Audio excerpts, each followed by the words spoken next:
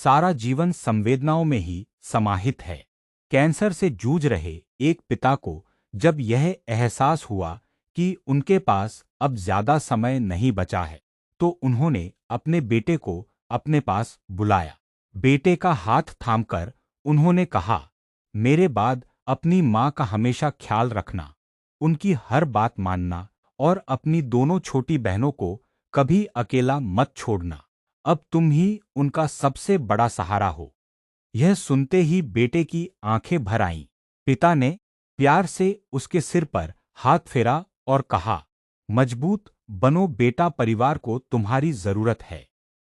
वह पल केवल विदाई का नहीं था, बल्कि एक पिता द्वारा अपने बेटे को जिम्मेदारियों और प्रेम की सबसे अनमोल विरासत सौंपने का था। सच ही कहा गया है, सारा जीवन संवेदनाओं में ही समाहित है।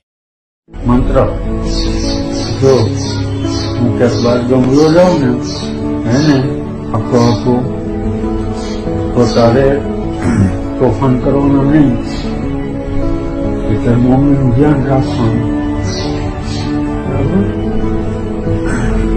પછી તારી મમ્મી કહે ને એમ બધું કરવાનું, પછી જે દીદીનું ધ્યાન રાખવાનું હો।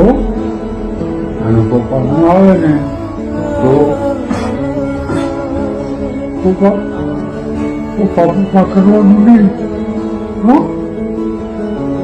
શાંતિ થઈ જવાનું, દારૂ થઈ જશે, રોવાનું નહીં, હો?